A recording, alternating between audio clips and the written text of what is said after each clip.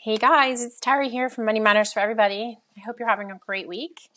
So it is a new month, and new month means, let me hear it, new budget.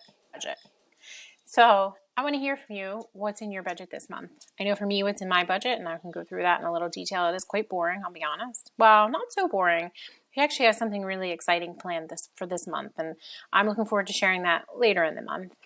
But how'd you do in March? I know for us personally, in March, we actually wound up going over budget a little bit because we had some unexpected expenses. So what that means is that we had to borrow from savings, and it's not a problem because our savings doesn't cost us anything. I'm going to guess we could negotiate that it costs us if we're in a high yield savings. We won't go there. So we're not paying a lender. That's the bottom line. And so we have a couple of months that we'll kind of set aside money and pop it back into that savings fund. We could be aggressive with it and get it in there in the next 2 months. I just feel like, it's an ebb and flow. So at this point in time, we'll just kind of take a couple months to pay it back. Also in April, if you live in the United States, it is definitely, guess what? Tax day comes up this month. So we have previously completed our taxes. I am super proud, badge of honor, that we completed taxes in February, which is exciting. And I previously talked about in a video on YouTube how one of our goals, one of our challenges, one of the areas that we are very competitive is not paying the government a penny more than what they're owed, because I don't want to lend them my hard-earned dollars tax-free. I don't like what they do with it half the time, so I'm going to make sure that they get exactly what they need, not a penny more. But other than that, this April, we're turning into spring season, so we'll probably be outside in the garden, maybe expanding on the chicken coop. I'm not sure. Don't tell Tim. He doesn't know that yet. And that in the garden, working on our seeds and our plants. Also finding fertilizer and soil from a local farmer that can help us support our garden beds. And again, you can always follow that journey over on Tiny Apple Homestead, which I'll try to link if I can. Otherwise, we will have TJ's business getting underway here in April.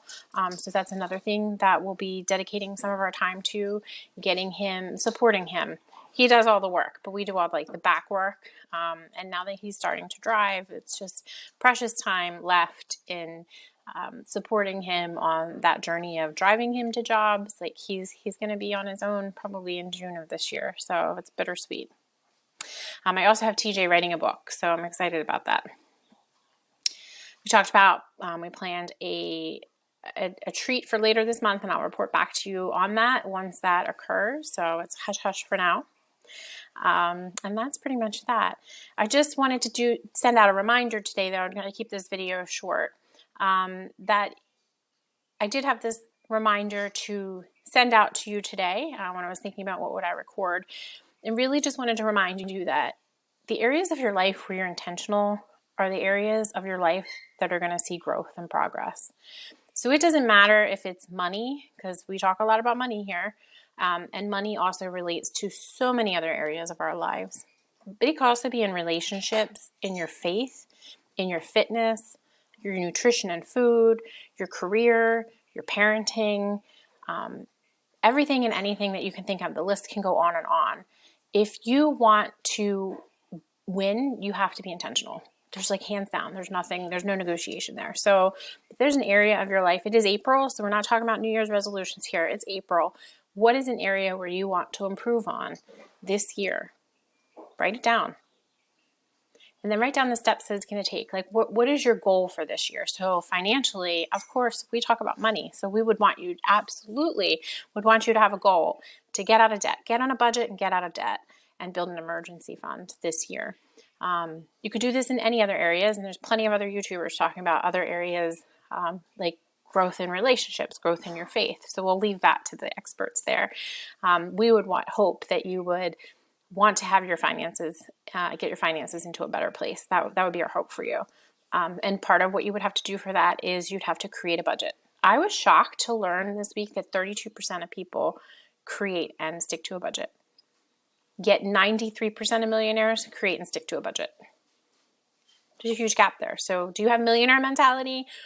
Which, we could go into detail on whether money's not everything. honestly, I think it is, though. So I could make a case for that. I think that you can do more good if you're responsible with the money that you're given. So you're going to create a budget, get on a budget, create a budget, stick to a budget, and work on a plan to get out of debt and set aside a couple months of emergency fund, and then go ahead and invest so that you can build wealth for a better future. So that's all I have for you today, because it is a busy weekend here in this household. But I do have a commitment to getting these videos out at least once a week. And I did have videos this week that I recorded with Tim on 4 habits that make you a millionaire, guaranteed to make you a millionaire.